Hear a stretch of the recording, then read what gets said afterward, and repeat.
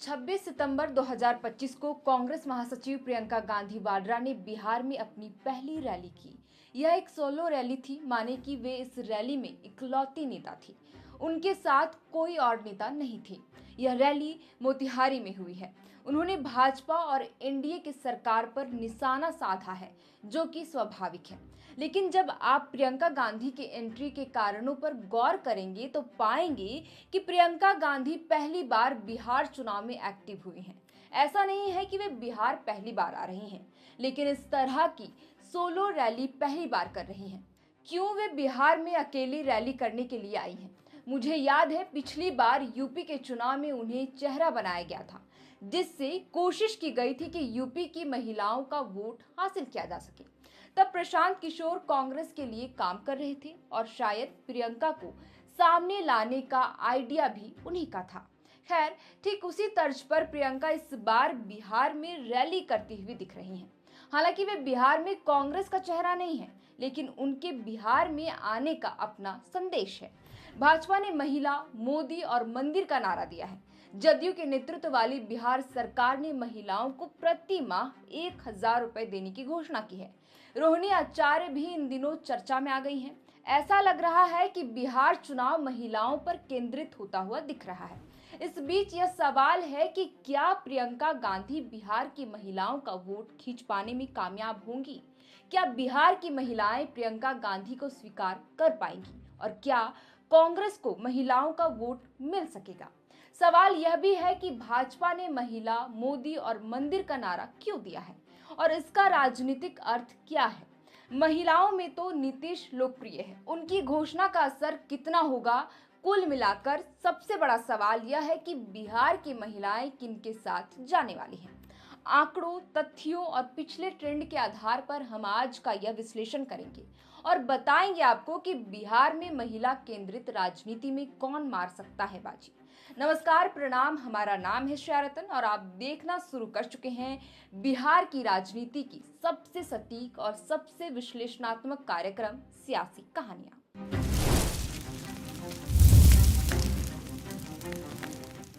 महिला वोटरों को खींचने के लिए पहली चाल तो एनडीए नहीं चली है। एक तो नीतीश महिलाओं के बीच लोकप्रिय है और दूसरी तरफ सरकार ने मुख्यमंत्री महिला रोजगार योजना की शुरुआत की है, जिसे मास्टर स्ट्रोक की तरह देखा जा रहा है। जदयू के नेतृत्व में शुरू की गई यह एक महत्वाकांक्षी स्कीम है, जिसके तहत प्रत्येक परिवार की एक महिलाओं को स्वरोजगार के लिए 10,000 रुपए की एक मुश्त राशि दी जाएगी।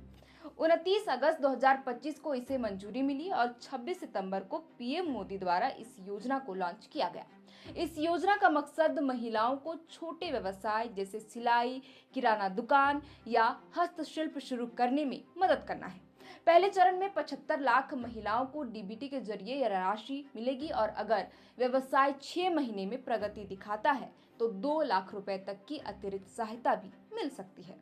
अब प्रियंका गांधी ने एनडीए की 10,000 रुपए वाली योजना को वोट खरीदने का जाल बताया है और कहा, पैसे लो लेकिन सोचो 70,000 करोड़ का फंड कटौती कैसे हुई।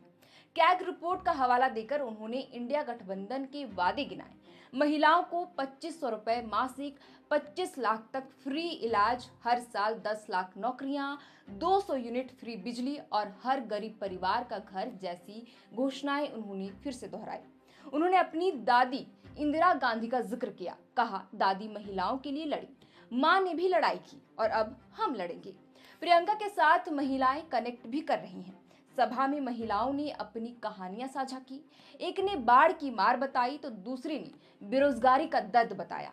कांग्रेस ने सही फैसला लिया है। नतीजा जो भी हो, लेकिन प्रियंका के आने से महिलाओं की सहानुभूति और उनका विश्वास तो जरूर कांग्रेस को मिलता हुआ दिख रहा है। यानी एनडीए ने शुरू किया, लेकिन कांग्रेस भी पीछे नहीं है। प्रियंका गांधी के कारण कांग्रेस अभी भी महिलाओं के बीच अपनी पकड़ बना सकती है। दोस्तों, बिहार में महिलाएं 50% वोटर हैं, जो कि स्वाभाविक है, लेकिन सबसे बड़ी बात है कि वे पुरुषों से अधिक वोट करती हैं। 2020 में भी महिलाओं ने पुरुषों के मुकाबले अधिक वोट किया था, लेकिन 2020 में महिलाओं का वोट कांग्रेस को बहुत अधिक नहीं गया था। इसलिए कांग्रेस ने इस बार प्रियंका गांधी को मैदान में उतारा है, क्योंकि यूपी में प्रियंका गांधी के होने का असर दिखा था। महिलाओं को वोट प्रतिशत कांग्रेस के प्रति बढ़ा था। हालांकि कांग्रेस जीत नहीं पाई थी, लेकिन कम से कम जिस उद्देश्य से प्रियंका को लाया गया था वो जरूर पूरा हुआ। इसलिए कांग्रेस को यह कॉन्फिडेंस है कि अगर प्रियंका बिहार जाती है तो महिला वोटरों को अपनी तरफ करना थोड़ा आसान तो जरूर हो जाएगा। बिहार में भी वही फॉर्मूला प्रियंका की भावुक अपील और वेलफेयर वादे ग्रामीण महिलाओं को छूते हैं। दूसरी तरफ बीजेपी का महिला मोदी मंदिर नारा चल पड़ा है।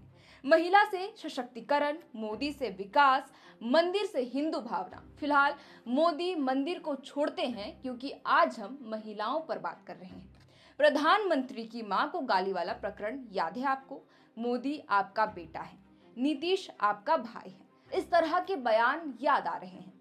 सब कुछ जोड़कर देखिए तो शायद आपको महिला, मोदी और मंदिर का नारा समझ में आने लगे। देखिए, मोदी जी के प्रति भी देश की महिलाओं की भावनाएं अपार है। कोई उन्हें बेटा मानती है तो कोई भाई और कोई भगवान। ऐसे में इस भावना को वोट में बदलने के लिए भाजपा कोशिश कर रही है। नीतीश कुमार भी महिलाओं में खासे लोकप्रिय है। 2020 में जदयू को 42% महिला वोट मिले। उनकी 10,000 रुपए मासिक योजना 1 करोड़ महिलाओं को कवर करेगी। ग्रामीण महिलाओं में यह सुशासन की छवि को मजबूत कर रहा है। बस नीतीश एक्टिव नहीं है, लेकिन योजनाएं बोलती है, काम बोलता है। महिलाएं आज भी नीतीश के साथ आ रही हैं। अब सवाल है कि क्या प्रियंका नीतीश और मोदी के होते हुए बिहार की महिला वोटरों में सेंध लगा पाएंगी? बिहार में 3 करोड़ महिला वोटर हैं और 2020 में उनका टर्नआउट 59% था और 2015 में 53% था। ट्रेंड दिखाता है कि महिलाएं विकास, रोजगार, शिक्षा और सुरक्षा पर वोट देती हैं। पुरुष वोटर तो फिर भी मुश्किल है कि एक साथ वोट करें या उन्हें साधा जाए, लेकिन महिलाओं के मुद्दे सीमित हैं। उनकी मांगे भी उस तरह की नहीं है। बिहार में शराबबंदी के कारण आज तक नीतीश महिलाओं के बीच प्रिय है। इसीलिए महिलाओं पर अक्सर दिमाग लगाया जाता है कि कैसे उन्हें अपने पाले में किया जाए। हमने पहले के वीडियोस में आपको मध्य प्रदेश और झारखंड का उदाहरण दिया है कि कैसे लाडली बहना योजना और मैया सम्मान योजना के कारण भाजपा और झामुमो ने सत्ता हासिल की। इस तरह का प्रयास यहाँ तेजस्वी ने भी किया, माई बहन योजना के माध्यम से, लेकिन फिलहाल वह अभी चर्चा से बाहर हो गया है। अभी तो मुझे 3 खिलाड़ी दिख रहे हैं, मोदी, नीतीश और प्रियंका।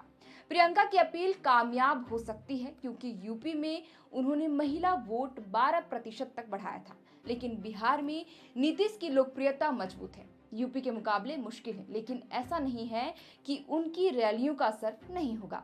मैं कह रही हूं कि अगर वे 20 विधानसभा भी घूमती हैं और 10 विधानसभाओं में उनका असर दिखता है और 5-5 हजार वोट भी वे खींचती हैं तो कई सीटों पर परिणाम बदल जाएंगे। लेकिन प्रियंका गांधी की सभाओं का थोड़ा और इंतजार करना चाहिए। वे 2-3 और सभाएं करें, फिर हम विश्लेषण करेंगे कि उनका असर जमीन पर कैसा रहा है। फिलहाल इतना कहा जा सकता है कि प्रियंका गांधी कांग्रेस की आवाज बनकर महिलाओं के बीच पहुंच रही हैं, जो कि कांग्रेस के लिहाज से अच्छा प्रयास है। लेकिन देखते हैं कि चुनाव परिणाम में इससे कितनी तब्दीलियां आती हैं। फिलहाल के लिए इस वीडियो में इतना ही। आप देख रहे थे द फोर्थ पिलर बिहार और हमारा नाम है शेरतन। बहुत बहुत शुक्रिया।